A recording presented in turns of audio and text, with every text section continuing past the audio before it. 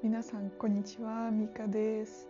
今日は Q&A の動画をやっていきたいと思います。最近自己紹介の動画をアップしたんですけど、その後いろんな質問をいただいたので、それに答えていきます。皆さんのコメント本当にありがとうございます。全部読んでますし、すごく嬉しいです。では早速始めましょう。 GLPT 何のレベル？日本語能力試験。今は N2 を持ってます。去年の7月に合格しました。実は去年の12月に N1 も受けてみたんですけど、やっぱり不合格でした。今年もう一回 N1 をチャレンジしようかなと思ってます。でも難しすぎる。N2 と N1 のレベル差がすごくて、しっかり勉強しないとダメですね。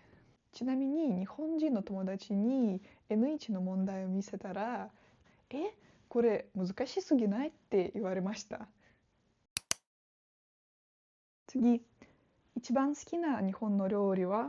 日本の料理はほとんど全部が好きなんですけど、やっぱりうどんが一番好きです。でも私はベジタリアンなので、肉とか魚は食べません。餃子も好きだけど、大豆ミートで作ったやつが好きです。外食するのは少なくて、ほとんど毎日自炊しています。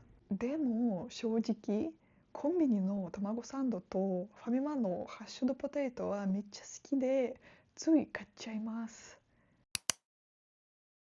日本に来て一番大変だったことは？やっぱり言葉の壁ですね。日本語を勉強してから来たけど、実際に住んでみると、教科書の日本語とは違うことが多くて、特に電話対応とか役所の手続きがめっちゃ難しい。2023年に日本に来て、アパートを探したり、銀行口座とか SIM カードを作ったり、印鑑、保険証、マイナンバー、全部手続きが大変でした。例えばドコモとかソフトバンクの SIM カードを契約するには銀行口座が必要。でも銀行口座を作るには電話番号が必要。このループがきつかった。あと敬語が難しい。まだまだ慣れないですね。でも頑張ります。言語の難しさ以外は、日本は住みやすくて大好きです。次、日本とロシアを比べて一番違うと感じたことは何ですか？いっぱいありますけど、私が特に感じたのは人との距離感かな。ロシアでは友達とか家族とはすごく親しいけど、知らない人にはちょっと冷たい。でも日本では最初はちょっと距離を感じることもあるけど、仲良くなるとすごく優しくて友達になってくれる人が多いなと思います。日本とロシアの違いについては話すことが多すぎるので、今度別の動画でまとめようかな。どう思いますか？日本国内の旅行で一番面白かった場所は何ですか？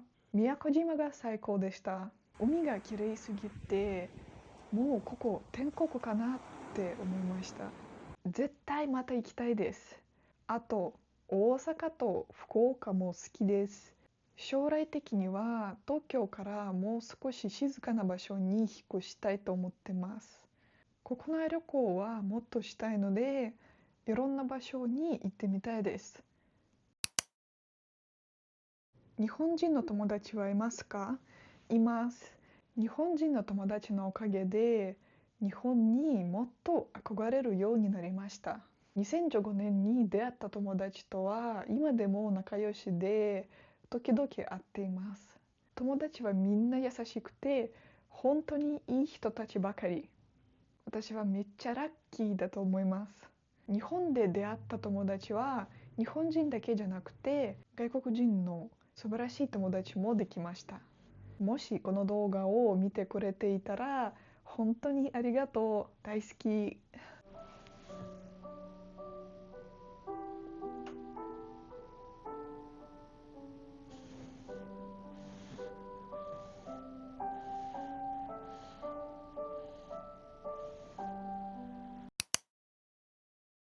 次の質問。ロシアにはあるけど、日本にはないものは何ですか？なんだろう。ロシアでは配達ロボットが食べ物を届けてくれます。例えば、Uber Eats のようなフードデリバリーサービスでロボットが活躍しています。多くの人はこのロボットをとても可愛いと思っていて、もし雪の中で動けなくなったら助けてあげることもあります。日本では、特に東京ではこういうロボットを見たことがありません。これからやってみたいことは何ですか？やっぱりもっと日本を旅行したいです。特に夏の北海道といつか広島に行ってみたいと思ってます。もちろん日本中を回ってみたいけど、それには運転免許があったらもっと便利ですよね。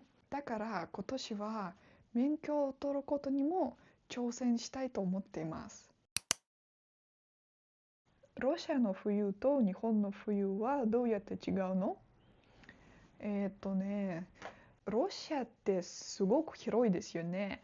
だから地域によって冬の寒さが全然違います。私はモスクワの近くの出身なので、冬はそんなに極端に寒くないんです。北海道の冬とちょっと似ているかもしれません。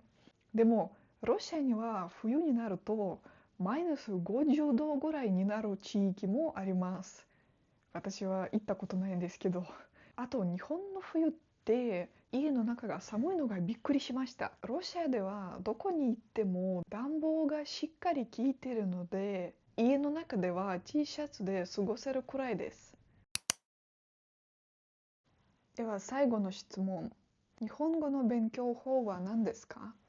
毎日日本語で考えるようにしています。あと、映画とか YouTube を字幕なしで見る練習をしています。漢字とか文法の勉強はアプリを使ってるし、週に2回ぐらいオンラインで会話のレッスンも受けています。実はそのレッスンをずっと受けていたら、先生とめっちゃ仲良くなって、今ではとってもいい友達になりました。ということで、今回は Q&A でした。質問してくれた皆さん、本当にありがとうございます。全部の質問に答えられなかったんですけど、また次回やりたいと思うので、質問があればコメントでぜひ教えてください。チャンネル登録してくれたらめっちゃ嬉しいです。では、また次の動画で会いましょう。